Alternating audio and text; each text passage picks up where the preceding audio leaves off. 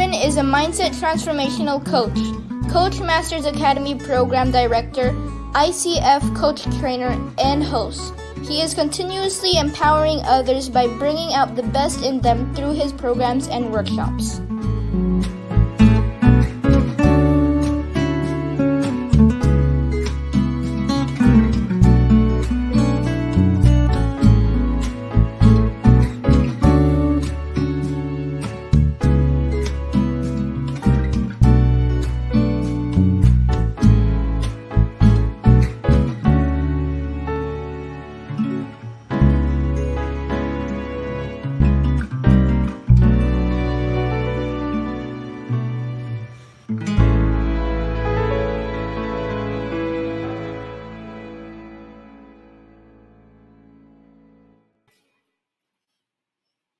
Hi guys, and welcome to another episode of In Love With Me. And as you can see, we feature inspiring individuals and people that motivate us in our everyday lives. And tonight we have such an amazing man that I would love to share with you guys because he's inspired me and mentored me and coached me through fitness, life, and everything under the sun. So without further ado, let me introduce you guys to Evan's Spargo. Hi, Evan.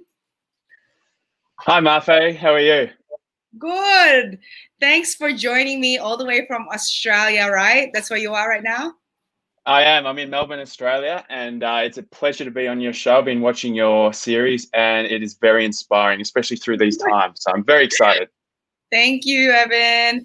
But before we talk about what you're doing during this time, can you please share to everyone how you became the empowered man that you are today? Wow, it's a great question. You know, so for those who don't know, I'm half Filipino and half Australian, and you know, I grew up here in Australia, and you know, I was a young boy who was very shy, who was very low on self-confidence. I was very introverted, and you know, it kind of, it was like I felt a bit different. You know, when I went to school, I was like the only Filipino in school, and I kind of felt lost and didn't know what my identity was. So, you know, growing up in that sense, you know, I was very insular, and you know, dealing with that, your normal thing as a child growing up. And you know, it wasn't until probably about high school that I really got into sports, and sports allowed me to come out of my shell more. It allowed me to, you know, build my self-esteem, work on my leadership skills, get around more of the guys, and just build my confidence that way. And you know, I found that through playing sport and putting myself out there, you know, I started to build up my confidence, and I started to really, you know, own who I am, and started to feel like, where did I want to take my life? And you know, I'll never forget, you know, I was so shy in school that I remember I was reading in class one day, and I was and I was doing public speaking. It was, you know, you're reading a book in front of the class, and I was mumbling the words, I was stuttering and that kind of thing. And I remember I was doing so bad, I was shaking, and I was shaking left to right, that I looked up, and all the kids were doing the same thing. They were mimicking me, and it was quite humiliating at the time. And I laugh at it now, because at that time you tell yourself a story as a child, like, I'm not good enough, you know, no one wants to listen to me. And that really affected me growing up. And what happened from there was, as I said before, you know, it was really the sports that got me into this person I am now. Sports, it was fitness, it was really honoring who I was and building myself up. And it went on this journey of really getting into sports, you know, playing Australian rules football, and then eventually playing rugby for the Philippines, which is amazing. Getting, you know, doing a university degree in sports science. And I just built up. And I remember, so I've lived overseas, I've lived in the US, then I moved back to Australia, then I moved to the Philippines 7 years ago. And so I lived for 7 years, and I became a host as well, because my biggest fear growing up was public speaking. And being a host, I was able to, you know, really, I guess, really fight my fear and prove to myself that I can make a living from my fear. And, you know, so I pursued that in the Philippines. You know, I got to become a host, and And it was such a great journey to go on. And I had my hosting, I had my sports, my fitness work, but something still was lacking. I got to about 25, 26, midlife, your quarter life crisis, they call it. And, just something was missing. I didn't feel like myself. I felt there was more to life. And in this journey, I met a coach. I went to a few workshops, and I realized that I was holding on to stories that I created as a young person, like I mentioned earlier, like this: I'm not good enough. I'm not worthy of being heard. I'm just not worthy in general. And when I put these at the forefront of my consciousness, I was able to really shift that and change that story and really own who I was as a person. And at the end of the day, it's we want to seek answers, and we want to seek truth from ourselves. So it's the ability to find what our truth is. And my truth was none of that. That there was nothing wrong with me. That I am great the way I am right now.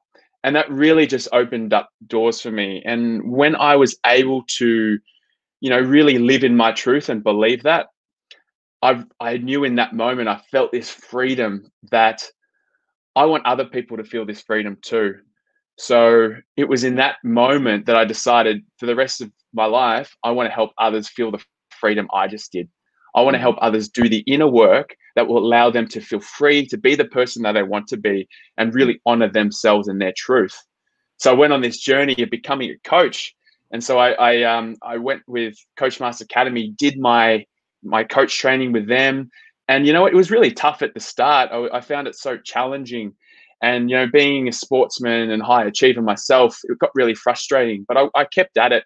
And over a few years, I went to the next course and the next course. And I just built myself up to a stage where, now I'm a professional certified coach with the International Coaching Federation. I'm actually the youngest of that in Australia.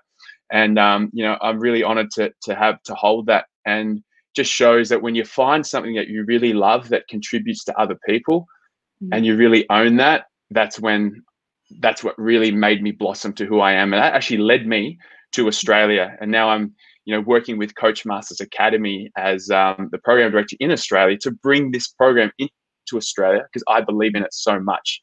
And kind of that's a snapshot of how I got to where I am today. Thanks for being patient there.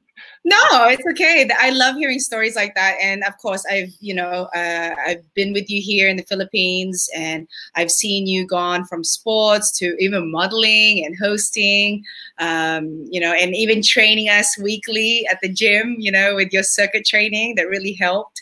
But going back, I know that you said you had difficulties when you were younger, but how did that align to when you first came out to the Philippines and tried to pursue a career or your hosting? Yeah, great question. So growing up, I didn't know what my Filipino side represented. And, I felt like I was a minority in school in a way that there wasn't anyone like me. There's no one who really looked like me. There wasn't any other Filipino. So like, what's Filipino mean? And I wanted to be really accepted into my school. So I neglected my Filipino side in a way. And growing up, I just felt there was something there that I wanted to reconnect with. And as I grew older, I really started to appreciate this Filipino side and appreciate that, hey, it's okay to be different. It's okay to be unique. And it got to a stage where, I got to understand my mum's culture more. I'd do frequent visits to the Philippines. And it was one trip where I just thought, I could actually see myself living here. And I was wanting to become a host at the time. And I was able to get an opportunity with an agency to come over to the Philippines and try out to become a host and that kind of thing. And so the intrigue of wanting to understand my culture more and embrace my Filipino side, because I really didn't know anything about it, it kind of spurred me on to go, all right, I'm going to make that jump, and I don't know what I'm going to do. I don't know how I'm going to do it, but I'm just going to fly over to the Philippines. And I remember I had a 6-month visa, and my plan was I'm going to see how things go in 6 months. And look what happened. 7 years later, I ended up just loving it and never left. So, that's kind of how my journey started, just being curious about my Filipino heritage. And when I look back now, it's one of the best decisions I've ever made, because there's one part of being Aussie, and that's great, but it's the embracing the Filipino side and meshing the two that makes, I think, myself unique. And I think when I look at other people with different mixture of cultures, when you really bring the two together, it's very special to embrace who you are. And I'm starting to finally to feel that and own that now. And, for you to be such a strong-minded, or you just have this confidence oozing out of you, Evan, who were your mentors? Who were the people that you looked up to on why you are who you are? Yeah, like first thing I'd have to say would be, my parents. They brought me up the best that they could. I was so lucky to go to a beautiful school. Grow up in a nice house, and they was very looked after. They invested a lot of time and energy into me, my brother, education, and it was just watching them. They were so hardworking, and they weren't people who wanted attention or anything. And I got that work. I learned my work ethic from them, and my discipline to when you set yourself out to do something, you do it. And that was been my motto ever since. My biggest strength, I think, is my work ethic. When I put my mind to something, I'll relentlessly pursue it until it's done, and it's done well. And I get that. I definitely got that from mum and dad. And then through sports, I had coaches, I had older teammates, and then when I went to the Philippines, I had so many great mentors there from my sports clubs, as you can see on the screen, the Philippine Volcanoes. I had some great guys in there, and the Philippine Australian Football League. I know Mafae, some of those guys, and they were helping, Derek Ackery and those kind of guys. They helped me adjust into the Philippines and allowed me to really just to be who I am in a different space. And I had a few coaches as well, and especially as I was growing as a coach and finding out who I am and what I represent, having these coaches alongside with me to help me. That's what allowed me to get to that next level with my purpose and become the coach I am today. Yeah. And then I also saw that while you were here, we talked about this during the times that we would have our training sessions. There was one moment that you got injured, right? Yeah. And we spoke about how difficult it was, how challenging it was, but you were still coming into the gym, working out, everyone. So I was just like, okay, Evan is cool, He's still, even though he's in pain, he's still doing, a job, or he's still helping others. So during those times when you were having challenges like that, how did you motivate yourself to come and still work us out? Or, how did you change your mindset? Yeah, it's really comes down to understanding who you are as a person and where you're trying to go. I liken it to it's like a ship, right? If you're say you're a ship and you're going into a destination out into the horizon, and you got to scale oceans, you got to know two things. You got to know where you're going. You got to know where that horizon is over the ocean, and secondly, you got to know who you are. What does the ship represent? And what are the values that keep the ship standing? What is the masts? What is it that keeps this ship strong? And for me, my values has always been commitment, integrity. It's discipline. It's excellence. It's these things that I want to embody in everything that I do. So even though I had a few hurdles, just like when you're in a ship, you have waves hit you, you have bad weather that comes in. As long as you know who you are and you know where you're going, you're able to ride that storm. And so going back to when I was injured and coming into work all the time, it's just, I made a commitment to you guys. And the thing was, I didn't want to let you down, because it's bigger than me, because I knew that how much you were getting out of it. And I knew that at the end of the day, it's bigger than me. All this kind of stuff, what I'm doing is bigger than me. And when I got out of that, I was able to forget about my injury. And then when I got to see, you and your kids just having a great time together and exercising, because exercise can be tedious, right? Yeah. To see you all as a family, just enjoy each other's company and work out, that kind of inspired me, because I felt great about it. And when you feel good about things like that, you forget about your injury, and you get more motivated to go, you know what, I'm going to keep going here because I feel good. And that's what drove me to really just keep going, just keep moving forward again, like that ship. I suffered I suffered a few storms and a few waves crashed me down, but I wanted to keep going. Mm-hmm. Well, I guess it goes aligned with, you know, the rewards of your job. Now, as a Coach Masters Academy program director, what is fulfilling by doing that? Yeah, it's firstly, like, for myself, just to be able to really start mastering a skill that enables me to help so many other people with. Mm-hmm. You know, not in one sense, it's helping people transform who they are. So the type of coaching that we do is we help people from where they are to get to where they want to be, in a way that they change the way that they see themselves and how they relate to the world. You know, because all our behaviors start from the way that we think. So if you're thinking a certain pattern that's got you so far, well, then what's stopping you from getting to where you want to be? And it's usually from our thinking. So having the ability to sit with someone and change their perspective, change the way that they think, and create a new operating system that runs all the time for them to create behaviors that are going to enable them to get to that next level is something that I get a huge kick out of. And that's that one aspect. So really helping someone transform who they are to who they want to be. And that's amazing to see someone get that aha moment, you know, that just like, oh, I feel so much better now. I know what to do. And the second of all, it's in this role, I get to train people to do that. I get to train and build coaches up to use that skill to help others. So it's like I'm throwing like a stone in a pond that creates this whirlpool that just keeps going, keep going, keep going. And that excites me as well. So, and that, like, coaching someone to coach another person, you know, how far down that can that go? So that's what really inspires me to really just keep going with this and try to impact as many coaches as that I can. And especially at this moment, you know, we really need that boost of self-esteem. I mean, talking about this challenging times, what are the new things that you have been doing, Evan, apart from your job? Yeah, so one thing that this opportunity presents to us, because I see it as an opportunity, you know, it can be a challenge, but if you shift your mindset to an opportunity, you start to look around of possibilities. So that's the first thing, shifting our mindset from, is this a challenge, a problem, to what is possible here? And when you get into that mindset of what's possible, you start to see things that you probably didn't see before. So for me, I looked at opportunities of, okay, everything's going online.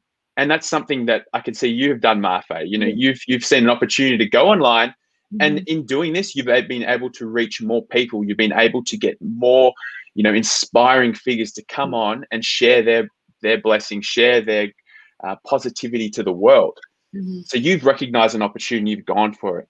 And that's exactly what I've done. It's seeing these opportunities around us, capitalizing on it. So using the online platform, and I've been able to reach more people than I've ever had been able to reach, because I have a strong message. And that's the thing, it was for me to get clarity on my strong message. You know, I talk about the ship, you know, building that ship up and creating that strong ship of foundational. It was getting clear on who am I? What's the message I want to send? And once I got clear on that, the path just opened up, because I knew that, okay, I needed to get this, and this done to get this message out. And I started to attract clients. I started to start teaching coaches, and it all just came together because I just got really clear on who I was, where I was going, and the opportunities was around me. So I really wanted to emphasize on flipping our perspective from challenge to opportunity, and then starting to seek out possibilities and going forward. Because unfortunately, if we do focus on it as a challenge, and then we start looking down and we start only seeing the problems that we're thinking about. But if we start looking at possibilities, we open up, our vision just opens up, and we start to see little things that we can hold on to move us forward. So I have a question here from Ella. What's it like to coach someone in times of pandemic, and what are the usual things people are open up about? Okay. Great question. So everyone has been affected by this, and there's no doubt in different capacities, in different ways. And it's about dealing with uncertainty. That's the number one thing people are dealing with right now. How do I deal with this fear of uncertainty? I don't know what's going to happen. I don't know about my secure future. And what happens is when we start thinking about the uncertainty of the future, we lose sight of the present moment. All our thoughts start to think about how am I going to survive as opposed to how am I starting to create. So a lot of my clients have come to me, I've got this fear of uncertainty. And then once we start talking through it, we see that they're starting to live in the future and they forget about what they can do now to create the future that they want. So I'll give it to you like this. If you're focusing on what's the problem right now, and that's all your focus, all your emotions and all your attention goes to the problem, and the problem starts getting bigger than you, okay? The moment you start reconnecting with your potential, which is this, the problem becomes smaller because you're thinking bigger. You're thinking, you know what can I do in this moment to reconnect with my potential again that allows me to get bigger than my problem? So usually that comes from self-validating. It comes from getting back into touch with us and looking after ourselves. The number one thing that I'm finding with my clients right now, and especially with women, is we're just too hard on ourselves. Seriously. I coached a few women today, and they are playing so many roles in your lives, right? So many roles. You have to be perfect mum, sister, worker, business owner, this kind of thing. You wear so many hats and you put so much pressure on yourself to really fulfill the best job and look after everyone else. But what happens when you look after everyone else? We stop looking after ourselves. And then we start to wonder, well, what's happening? Why am I feeling like this? Why am I not feeling motivated? Why am I not? Why do I feel down? And that's when, these anxieties come up of the future, what's going to happen, because we've lost sight of who we really are and what we need to do to look after ourselves. So it really comes back down to, what are the ways that I can honor who I am so that when I'm at my best, I can play those roles at the best of my ability. I can be the mum that I want. I can be the entrepreneur or business owner. I can be that manager. I can be that family member I need to be. It comes down on honoring yourself and what is it that you really need right now. So I hope that answers the question. Oh yeah, it totally does. Yeah, you forgot why being a wife is also a challenge. That's exactly, there you go. But anyway, so let's talk about you now. What is your definition of me time? You take care of so many people. What about you, Evan? How do you take care of yourself? Yeah, me time is exercise. It's when I get to spend some time on my own and exercise, that's me. So I'm trying to fit in scheduled time for runs and going for walks. And, I just put some music on and I just get a big smile on my face because I know that I'm looking after my body. When I look after my body, I feel great about myself. My self-esteem is boosted. My confidence is boosted up. So it's really about spending time exercising because you know what, when I exercise, I have all these endorphins come up and I have this clarity and I feel like everything that I'm carrying right now, from whether it's from work, from working with other people, whatever it might be that accumulates, especially in the news, there's so much negativity in the news and we carry it. So I'm such a big believer that whatever's in our environment, it impacts us. We whether we like it or not, subconsciously we carry what's in our environment.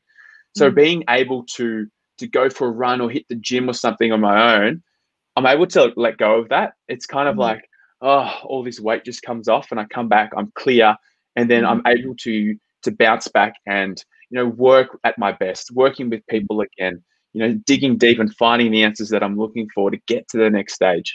Yeah. Okay, let's talk about when you were a host. I know that as a host, sometimes mishaps happen, technical difficulties, or there's some like cue cards maybe you're waiting for. Under pressure, how do you calm yourself? Or what's your mantra or ritual during those moments? Okay, so usually when I host, something goes wrong. And you would know that, Mafae, wouldn't you? So it's an acceptance of that, number one. Acceptance that something's going to happen. And being prepared for it is knowing, firstly, it's being prepared. So knowing your stuff, knowing that when something goes wrong, you have something to fall back onto, whether it's something from the script, something that you can talk about the event and the people that you're working with. Maybe it's something you can ad lib to. So it's really important to be in the moment so that you can see maybe what something's happening in the crowd, maybe something interesting's come up, and being able to put the spotlight on that while you buy time. So usually when there is a stuff up, it's the ability to buy time until people regather themselves backstage. So I've always found that if I'm prepared with some material or there's something in the moment that's happening within the crowd, I can kind of make light to. You might even go down to the audience and ask them a question or something like that. Or you might share a personal anecdote, like a story or something that will be entertaining. Even being a little bit vulnerable and sharing, something about yourself in the contextual situation, whatever you're in, it can really appeal to people. And it's just the ability to think really quick and be confident in it. Because at the end of the day, if you're confident about anything, whatever you're saying, you'll be fine. Yeah, I remember attending, I think it was a ANCHAM, Australian New Zealand. I think it's the mask ball that they had, and you were the host. And, people had a bit too much to drink already, and you had to kind of calm them down. That was interesting. You did a good job. Oh, that was one of the most challenging. Like, for those out there, this is a big ballroom, 400 Australian and New Zealanders, full of alcohol. This is about 1 or 2 hours after drinking. It was so hard. Everyone was screaming, talking, dancing, running around. So having to contain everything was. I grew up that day. I learned a few skills that night. You did a good job. I think I was probably the other sober person in that room because I know. I was pregnant with Noah, but I was just watching you. I was like, I'm so glad I'm sitting here and Evan's up there. But it was really good to watch you take care of everything. Yeah. So going back to, during this quarantine lockdown, what is your advice for, aspiring hosts or even life coaches or even people that need help during, they might be feeling depressed? What should they start doing, or how can they somewhat heal themselves in a way? Yeah. Okay. Yeah. So as I said earlier, I think because we have a lot of time to ourselves, it's really important to sit with our thoughts and listen to what's coming up for us. So the first thing you can do is to sit there and feel what's coming up for us. Is it something in our hearts that heavy? Is it something that we're a bit agitated? Is it something that's really on our mind? So the first thing is about feeling what's happening in our body. Second of all, when we're sitting by ourselves, what's coming to our minds? What are the thoughts that are predominant? Because often the stories that we're telling ourselves in our minds are often indicating of what's happening actually within us. So listen, feel your body, listen to what's coming up, and take note of some of the statements that you're creating. Are the statements true? Are the statements negative against yourself? And this is a good way to write maybe some lines down in a diary or a journal. What are my main thoughts? And have a look at the thoughts when you write them down. Is it I'm feeling negative about myself here, or am I feeling positive? Like, what is it that's predominant? What's the major theme? Once you've got the major theme, then it's your ability to start asking yourself, is this true? What's the evidence to make this true? And then you start questioning some of these negative beliefs that have come up. Something that I deal with a lot is imposter syndrome. It's whether I am good enough or reputable enough to put myself out there as an expert. And that's something I deal with all the time. So I have these recurring thoughts, are people going to listen to me? Am I good enough? Am I knowledgeable enough? And then you ask yourself, is that true? Well, then no. Who's telling me that? No one. So then what is it I would like to be? So I shift that. I shift it from, okay, this is not true. What's the story now I want to create?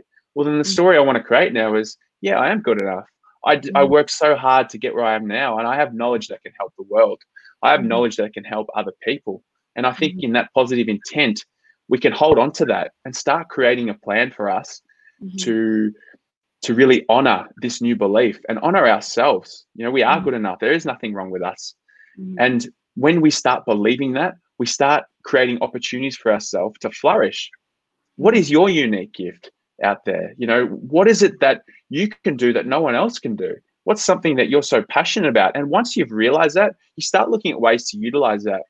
And when you start, you know, behaving and creating from your heart, it's like, well, then your problems take a back seat, because there's so much more power when you're operating from your heart rather than thinking what's negative. A positive is always going to overpower a negative. So if you're focusing on a positive, your negative stuff will subside. I mean, those voices will always come back. But if you can question those beliefs and this little voice that comes up and tells, no, you're not good enough, or stop, you know, you just start to look forward again and look at what you're creating, because what you're creating is from your heart, and it's going to help other people. And I think that's the greatest thing. What's something that you can do to help another person? Because at the end of the day, we're here to help others. We're here to, you know, support the human race and connect with people. And I believe in my truest of hearts that everyone has a gift that they can help someone else with. Once you find that, oh my God, life is just like, it's incredible, because you inspire yourself.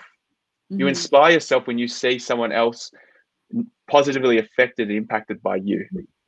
And everyone has the ability to do that. Yeah, exactly. I totally agree with you. And that's why the first time I heard this from someone, I brought it with me, is that my passions are seeing others' passions awakening. And that was super strong. And I just pass it on to everyone I talk to. I mean, exactly what you're saying. You need to be able to find something that inspires others, right? And that's exactly what you're doing. You know, and now that you're back home, I mean, you're in your comfort of your own home now with your family. How do they feel about that? I'm pretty sure your parents are glad that you're back. Yeah, they're glad I'm back, but the problem is I don't think they have enough food, because I'm eating them out of the kitchen right now. So mum and dad are cooking their asses off just to feed me, because I do enjoy my food. I'm a big boy, so that's one thing. But no, in all seriousness, they enjoy it, because they know that what I'm doing, I'm so passionate about, I'm so clear about. And I think that for parents, all they want to know is that their kids are clear on their future, and they're supported, and they're ready to do it. I think that's all it is at the end of the day. And I think for them being able to support me and in this big journey that I'm on, and I have big aspirations, that we have a really great, and I'm lucky to have a great relationship with them. So I'm really enjoying being back home. And I'm definitely, and as you get older, and as you know as well, as you get older, you appreciate the time with your family, and you look back and you think, wow, they really put up with a lot. You know, when I was a child, how do they do it? Yeah, tell me about it. I call my mom every day. Younger, she's like, wait till you become a mother, this and that.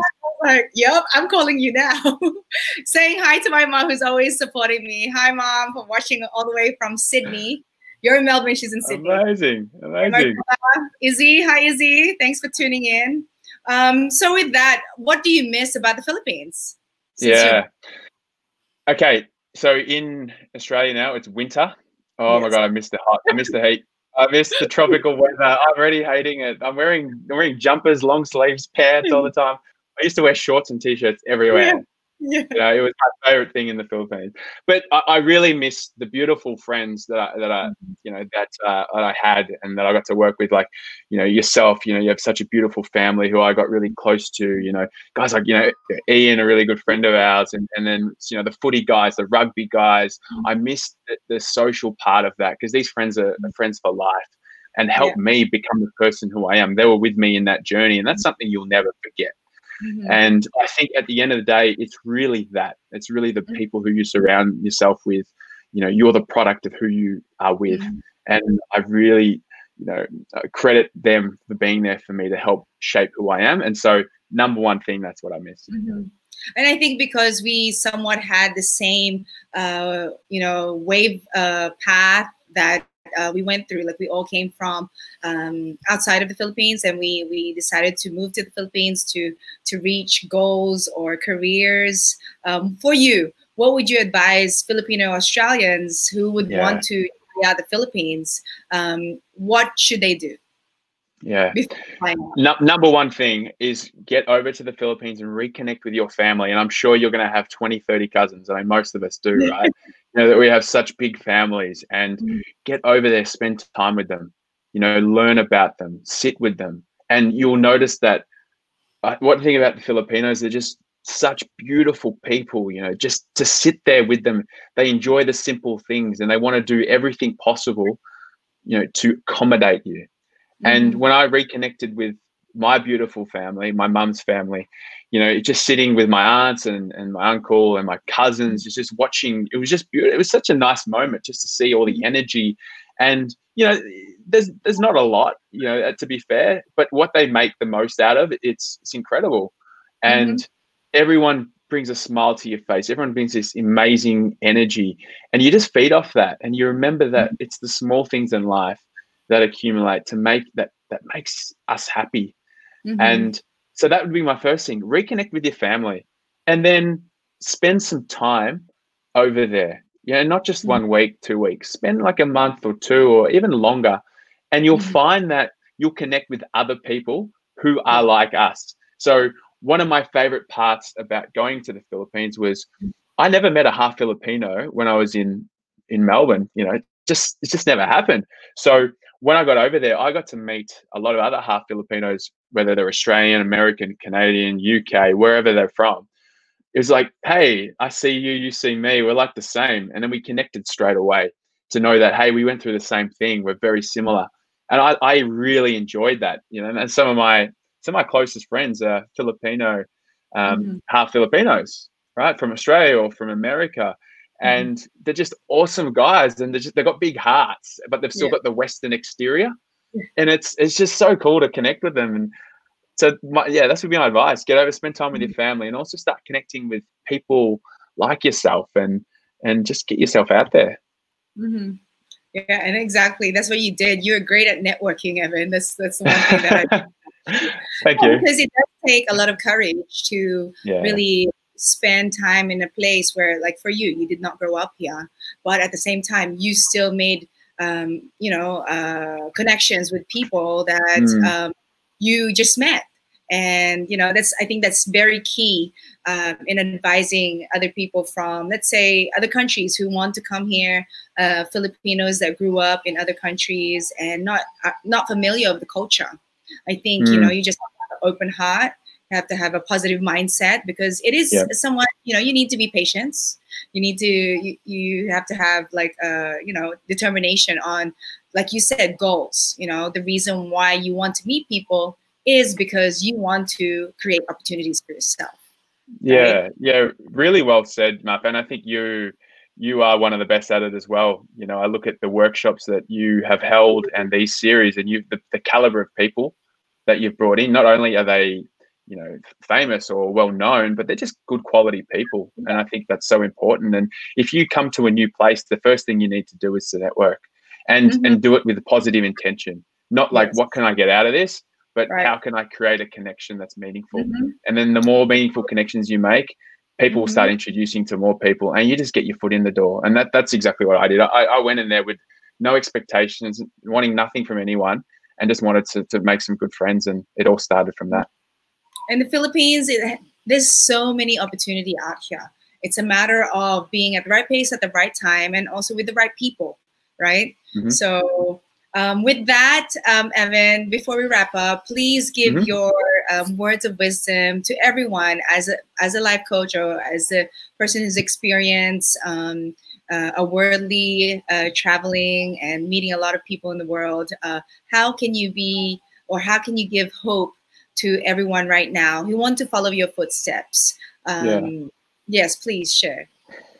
Yeah, so one thing that I've really learned over this period of the coronavirus is, if something's not feeling right, if something's off, if something's just is not clicking for you, and our first instinct is to look what's outside of it, is to look what actions can I change, You know, who can I talk to, what do I need to make happen for me to feel good again? First thing you should do is look inwards.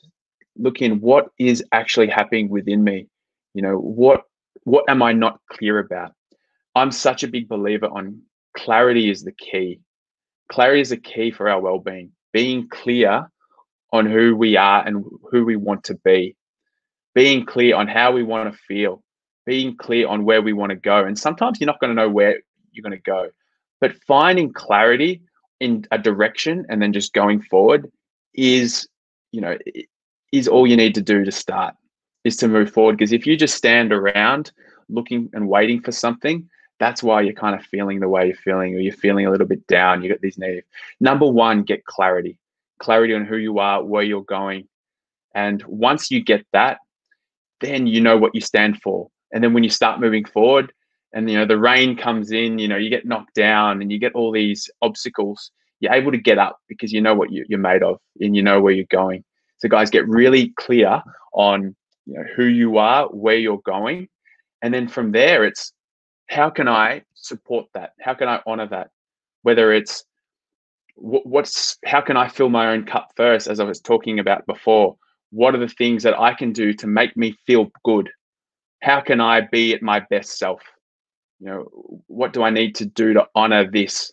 Whether it's, appreciating who you are, it's going out for a walk, it's watching a movie, doing something for you that makes you feel great again, so you can take on whatever's out there. So number two, it's really honoring what you need for yourself, giving to yourself first. And I think the last one is who do you put yourself around? It's your support network. And I'm so blessed to have come back to Australia to have firstly my parents here, but also my business partners in New Zealand who I'm in contact every day with. Having them has been just life-changing for me, because they're coaches who are better than me. And those who are better really help bring you up, and because you want to get to their level. So it pushed me. So, it's really about gaining clarity on who you are, where you're going. Number two, it's honoring yourself, giving to yourself first. And then third, it's supporting. It's a supportive network. And then the last thing I think is, what are you really good at? What do you love doing? And what do you think your unique gift is? Figure that out, and you've just given the world something that they deserve, a piece of you which no one else can replace. Because each and every one of you out there have something so special to give. And I always say that there's so many people out there who are the world's best kept secret. And if you're hearing this right now and you feel like you're that, find out what your gift is and put it out there, because someone will listen. Someone will be impacted by your gift. So amazing, Evan. And people are listening. We have Cyrene here saying your inputs are very timely for us, especially in my current business. Way to go in inspiring people, Evan. Thanks, I. These hands up and praise. And I'm thankful for having you as a good friend of mine. You and Ian have empowered me, and I was just so glad to hear the Aussie accent out here. So it was always so nice to have you guys around. So it's good to catch up right now. But you have anything else to promote? Maybe where can we find to contact you if in case people want to go attend your workshops or become also a coach? Sure. So you can just follow me at Evan Spargo, or find me on Facebook, Evan Spargo. So at the moment, if you do want to become a coach, so I'm connected with Coach Masters Academy, and currently we've got courses running. In July is our next course, and so I'll be facilitating that with some amazing other coaches. So if you'd like to become a coach as your career, we're doing everything online right now. And it was one of the best decisions of my life to attend this course that I did 3 years ago, because it's just changed the trajectory of my life. And now that I get to do what I love and I get to help other people do it. So if you would like to become a coach, please check out Coach Masters Academy. And also please contact me personally and I can get you set up. Otherwise, please keep following Mafae Management. It's Mafae doing such a wonderful job and so good to catch up. Like, just I know that when we were in the Philippines, you know, it was such a sigh of relief when I saw you, because we could talk, just relax, and joke around, have that banter that I definitely missed being over there. So I want to thank you so much for really welcoming me in, and for your family being so accommodating to me, because each and every one of your family members is so beautiful, and I worked well with Nick, and so just I'm so blessed to have met you, and thank you so much. Of course, Evan, I'm always going to be supporting in everything you're doing, because, like you said, our calling is to inspire others, and that's what you're doing, and that's what I want to surround myself with. So take home for today, guys, what Evan said is feel your emotions, feel what you're feeling right now. Make sure that you're okay first before you go and extend yourself to others, because it's important that we're okay. Another thing is honoring the situation, the challenge at hand, and surrounding yourself with a positive environment. Your family and friends are in the same, boat as we are, so we can call them, we can have a Zoom or a Skype, or all the video channels that we can reach out to. I mean, look at this. Evan is all the way in Australia. I'm in the Philippines, so there's no excuses. And lastly, and the most important that I love from Evan is the unique gift that we all have. We all have it, guys. So find that within you. And this is the perfect time to meditate and really think hard on what you want to do, what you want to give to the world. Right, Evan? That's right. Well said. I couldn't have said it any better. So with that, guys, actions speak louder than words. And thank you for tuning in for another episode of In Love With Me. Watch out for another all the other episodes that's coming up as I inspire you with other beautiful and inspiring guests. Thank you, Evan. Thank you.